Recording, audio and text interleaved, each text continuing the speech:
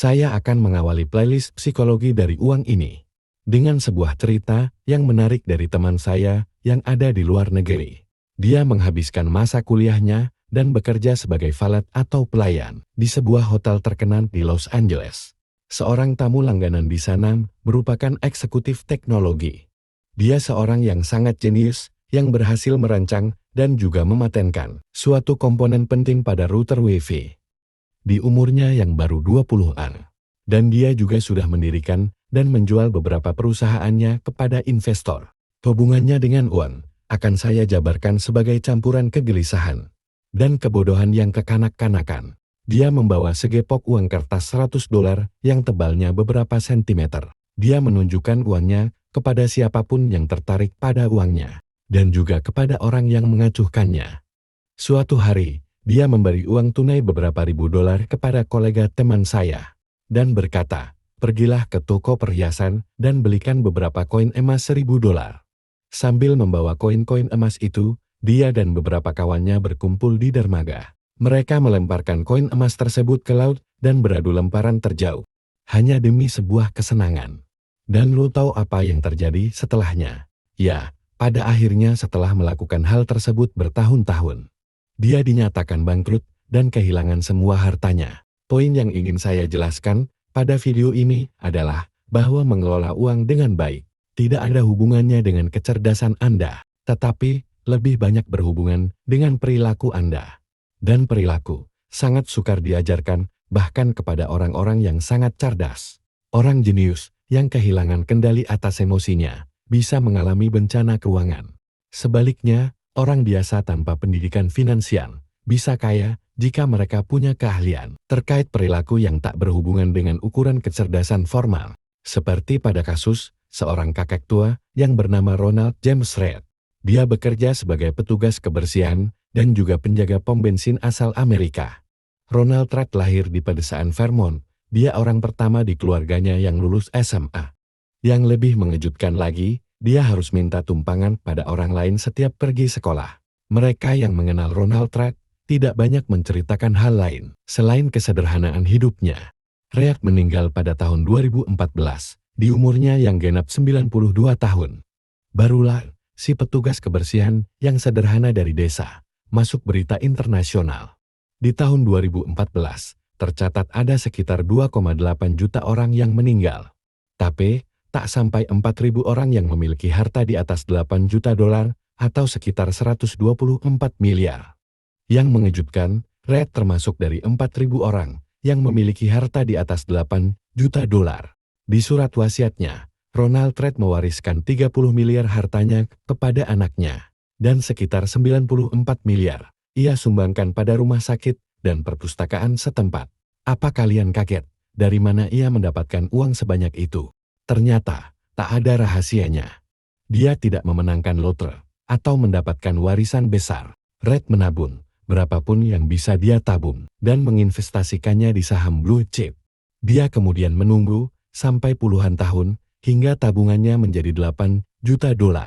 Beberapa bulan sebelum Ronald Reed meninggal, laki-laki lain bernama Richard masuk berita. Richard Foscon sangat beda dengan Ronald Reed. Foscon merupakan eksekutif lulusan Harvard bergelar MBA. Berkarir begitu sukses di bidang keuangan, sehingga bisa pensiun pada umur 40-an. Foscon pernah terdaftar sebagai salah satu daftar pebisnis sukses 40 di bawah 40 tahun. Kemudian, segalanya hancur tak bersisa. Pada pertengahan tahun 2000-an, Foscon meminjam banyak uang pada bank untuk memperbesar rumahnya seluas 1.600 meter dengan 11 kamar mandi, 2 lift, 2 kolam renang, dan 7 garasi dengan biaya perawatan 1,2 miliar per bulan. Kemudian, krisis keuangan tahun 2008 melanda. Krisis itu menghajar keuangan hampir semua orang, rupanya Foscon pun jadi hancur luluh. Utang besar dan aset tak likuid membuatnya bangkrut. Sekarang saya tak punya pendapatan. Begitu katanya kepada hakim. Pertama, rumahnya yang di Palm Beach disita. Lalu pada tahun 2014, giliran rumah mewahnya seluas 1.600 meter yang dilelang. Ronald Reed sabar dan Richard Foscon tamak. Hanya itu yang membuat perbedaan besar pendidikan dan pengalaman keduanya tak berpengaruh. Yang menarik di cerita-cerita itu adalah peristiwa ini hanya terjadi di bidang keuangan. Mustahil memikirkan cerita orang seperti Ronald Reagan melakukan transplantasi jantung lebih baik daripada dokter bedah lulusan Harvard, atau merancang gedung pencakar langit lebih hebat daripada arsitek terhebat. Namun, cerita-cerita semacam itu terjadi di dunia investasi. Fakta bahwa Ronald Reagan bisa lebih unggul daripada Richard Foscon karena keberhasilan finansial bukanlah sains keras, melainkan keahlian lunak. Di mana perilaku Anda lebih penting daripada pengetahuan Anda. Keahlian-keahlian itu sekarang, saya sadari sangat kurang diapresiasi. Keuangan lebih banyak diajarkan sebagai bidang berbasis matematika. Kita memasukkan data ke rumus, dan rumus memberitahu kita apa yang harus dilakukan. Hal itu berlaku di keuangan pribadi, di mana Anda disarankan memiliki dana darurat untuk 6 bulan, dan menabung dari 10% gaji bulanan Anda. Di dalam investasi, kita juga tahu korelasi sejarah antara suku bunga dan valuasi. Itu semua tidak buruk ataupun keliru, tapi seringkali apa yang kita lakukan tidak sesuai dengan apa yang kita rencanakan sebelumnya, iya kan? Ada dua topik yang berdampak kepada semua orang, baik Anda tertarik dengannya ataupun tidak, yaitu tentang kesehatan dan tentunya uang. Industri kesehatan adalah sebuah kemenangan sains di zaman modern yang membuat harapan hidup naik di seantero dunia. Penemuan para dokter telah menggantikan gagasan lama para dokter mengenai cara kerja tubuh manusia, dan hampir semua orang jadi lebih sehat karenanya. Yang kedua, industri keuangan. Topik seputar investasi, keuangan pribadi, dan juga perencanaan bisnis.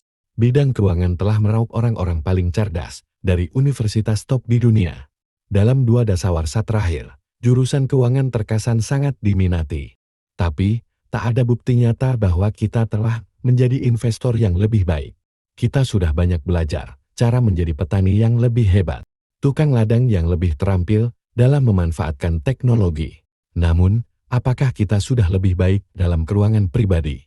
Meminimalisir kemungkinan terjerat utang konsumtif, lebih memilih menabung untuk menghadapi krisis yang tak menentu, dan punya pandangan realistis mengenai apa yang membuat kita bahagia dengan uang kita. Alasan kenapa kita sering kali keliru dalam mengatur keuangan adalah, sebagian besar dari kita berpikir dan diajari mengenai uang dalam cara-cara yang terlalu mirip fisika, yang dipenuhi dengan rumus yang sulit kita pahami, dan jarang sekali membahas dari segi psikologi atau emosi dari uang itu sendiri. Uang ada di mana-mana, mempengaruhi kita semua, dan terkadang membuat kita bingung. Alasan perbedaan berperilaku setiap orang terhadap uangnya. Sesuatu yang saya pelajari setelah adanya berbagai krisis keuangan yang terjadi, bahwa tidak ada yang dapat menjelaskan secara akurat mengapa sebuah krisis bisa terjadi dan langkah apa yang harus dilakukan terhadapnya. Para insinyur sepakat mengenai alasan ambruknya sebuah jembatan. Karena jika gaya berjumlah tertentu dikenakan ke bidang tertentu, maka bidang itu bisa saja patah. Fisika tidak kontroversial, karena fisika dibimbing hukum. Keuangan beda, karena keuangan diarahkan oleh perilaku manusia. Dan perilaku saya bisa masuk akal bagi saya, tapi tampak gila bagi Anda. Begitupun sebaliknya. Untuk memahami mengapa orang terjebak utang, Anda tak perlu belajar suku bunga. Anda cukup belajar sejarah ketamakan, kegelisahan, dan optimisme. Untuk mengerti mengapa investor menjual dalam keadaan rugi, Anda tak perlu belajar mengenai matematika, mengenai hasil di masa depan. Anda hanya perlu berpikir mengenai betapa sakitnya memandang keluarga Anda, sambil memikirkan apakah investasi Anda dapat mengancam masa depan mereka. Saya suka kutipan dari Voltaire bahwa sejarah tak pernah mengulang dirinya sendiri, manusialah yang selalu mengulangnya. Sekian dan terima kasih.